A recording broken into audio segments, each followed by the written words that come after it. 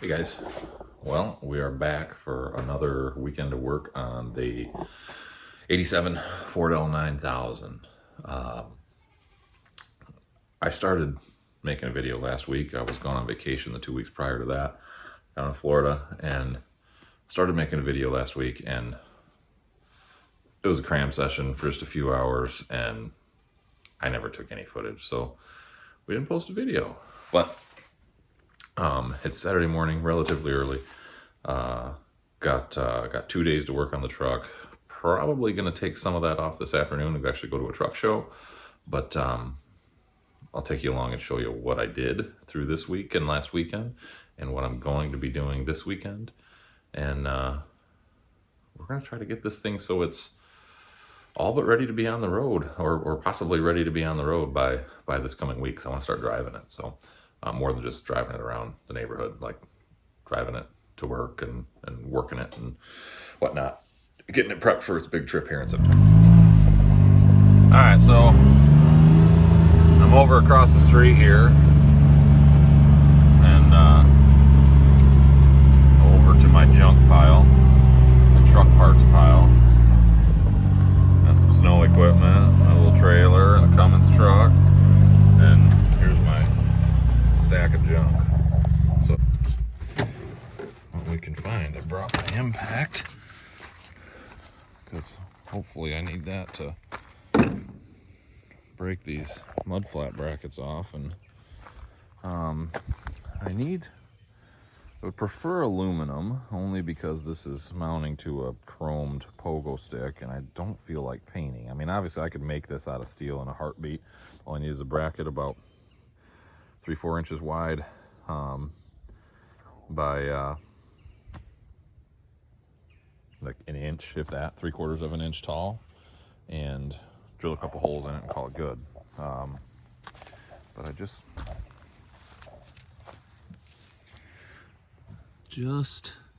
don't really feel like painting. And I'm looking, I got some big pieces of aluminum here. We might just have to do some cutting. These were what was holding. Yeah, screw it, we'll just do some cutting back in the barn. That's aluminum. The chances of finding something, you know, the perfect size are slim to none, so no big deal. We'll cut something out of that. So then what we need, let's go grab that girl. I already tried getting the brackets off of the white quarter fenders, which are now gray, and on the truck, and this is them. You can see this is what I'm looking for, is this steel bracket that kind of wraps around the shape of the quarter fender. You can see it better up there, but you can see what happened when I took the bolts off. Every single last one of those broke. So I'm in hopes. Oh, those are, oh, all right, well, they're a Phillips head. And I think what we might do, since I didn't bring a Phillips driver anyway, is we'll run these back up to the truck, and I think we're just gonna do some cutting and cut those right off. That way we know we end up with some good brackets. These are just the perfect shape. They follow the curve already, and they've got holes drilled at standard mud flap hole spacing. So wonder what happened to the other one, because actually I could just as easily already use that one there. It's a little crusty. It is a little crusty. It's got a It's rusted through right there, so maybe we don't need to use that. These ones are in ever so slightly better shape. Slightly. We'll go for the yellow ones, right guys? So I'll throw these in the gator. Gator comes in so handy. And let's go get them apart. To be honest with you, since those are not going to be, I was going to probably paint those, but my God, they're all just going right up against the mud flap, and the inside of those quarter fenders are actually getting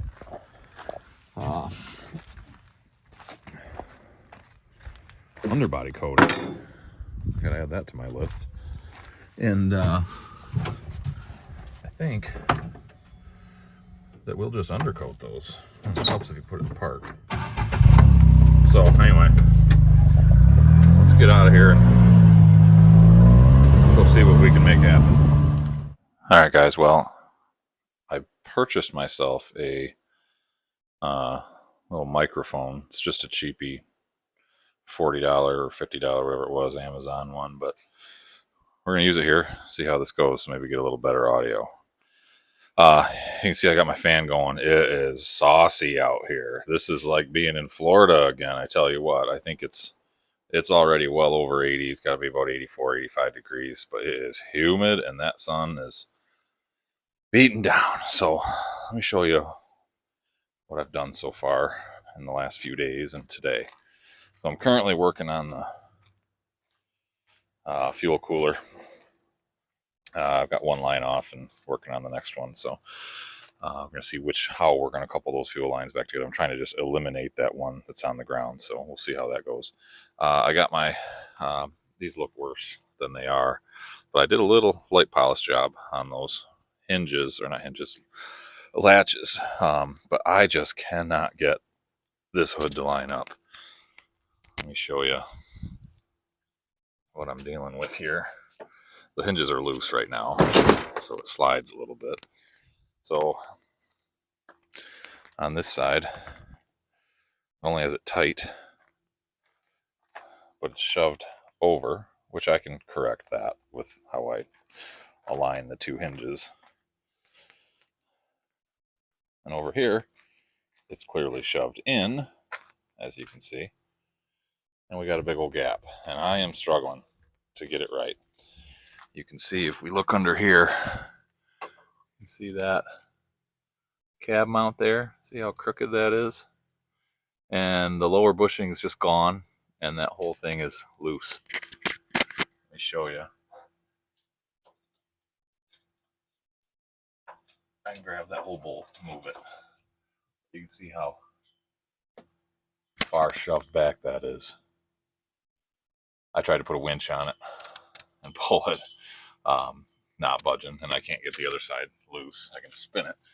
As always with motor mounts, you can, or cab mounts, you can spin them, but you can't loosen them. So I'm not tearing apart the floor. So I don't know. We're gonna get creative with our hinges and see what we can make work. We got the battery cover off, acid washed that already, waiting to polish it. I have not made my final bracket yet, but you can see this is my line caddy. So the well, it's tight in there, but electrical plug tucks in. The glad hands connect right there, so it's nice and keeps it nice and neat. And we just got to get a bracket for these top two, just sandwiches around that pogo stick. There's already I already got a stainless bolt in the bottom. We got a box, and the way I ran my spring there is the box will be able to open still. That's all done. Look at that. Got a stereo. We got our console mounted speakers. Like I say, we still got to mount the speaker grills. I had to use some different screws for the headliner, so I've got to paint those. They're yellow from the old truck, but it works.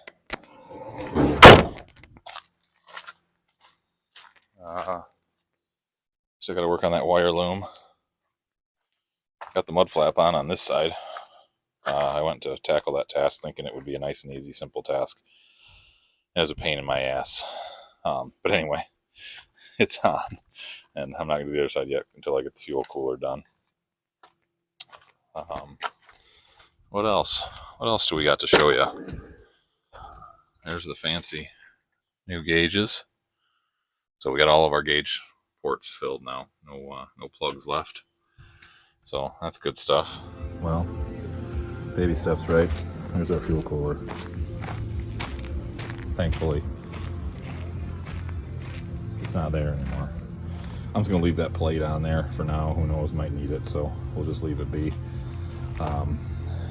I would love to figure something to mount there, but at the moment I don't know what, so we'll maybe come up with something down the line. Got this mud flap on, so that looks good. That front suspension is totally aired out, so that's as low as that mud flap will get to the ground. I wish it was actually a little taller, but I couldn't find mud flaps that were 18 inches or 20 inches, whatever those are, that were taller, so that's what we got. It's enough to protect the fuel tanks, so we'll survive. We got the secondary flaps right there. They're mostly just for looks, but they're there. So that's done. Got the coolant lines. We only lost probably half a gallon of coolant, but got the coolant lines looped, so I'll top off the radiator, and that whole mess is taken care of. So all right, guys, well, I've been plugging away. It's Sunday, late morning. You can see we've got our underbody coating all on the inside. A little more paint on some panels. We've got wire looms done. Grill is off right now. I'm going to do some polishing and painting on it. Same on this side. And this hood isn't right. This hood is never going to be right. But it's about as good as I can get it. What I ended up doing was offsetting. I bent both hinges to twist it, and then I offset. You can't really see, but there's a bunch of shims and crap in there. And when you close it, you gotta give a little shove to the side there. But overall, I'm hoping it'll kind of seat itself in over time, but it just does not sit right. Oh, and what I didn't show you guys was the pinstriping. I couldn't wait. So that's what each door looks like. Got some stickers, a Tony Justice sticker. But so we kind of got a notch that goes like so on the door, and then an inverse notch on each fender, and then we got the sweet looking one on the hood. So that's why I didn't want the wider chrome grill, guys. I also just like the look of the more subtle one. But so there's the driver's side. Those are just pinstriping decals off of eBay, so nothing amazing, but they look sweet. Little satin black look. They look awesome. Not too crazy. I like it. All right, guys. Well, I think that literally and figuratively puts a damper on the rest of my weekend tasks. But I don't know if you can see that grill is back on, and it is looking bright. I did the best I could to polish those bars. Replaced all the rivets that were broken or missing. So those are nice and tight again. And then I hand painted. I didn't feel like drilling out all the rivets and redoing all of them, although that may have been faster actually. But regardless, hand painted that with a brush and some satin black paint, and then put the grill back on with some stainless hardware. So front clip is done. I also finally polished that last battery box lid. Came out as best I could get it. I hate polishing tread plate. Man, it sucks. But it's done. Still have to put the latches on those battery box lids. And then I pulled out the seal that was leaking out of the PTO. You can see that right there. So we'll take that and get a replacement. And then we can, later this week or next weekend, drain that trans fluid out and get some fresh in there. Which is really the last major thing other than those battery box hold downs. and a good cleaning, that pretty much gets me where I want to be. I'm going to drill my mounting holes for the box right now. I've made the brackets already, so that way sometime when it's not raining I can install that. That's pretty straightforward. And then I need to make harnesses for my side marker lights, but that's about it, fellas. I appreciate everybody watching, and we are about 15 steps closer. If you check out my list, a lot of things X'd off, a lot of big ones. So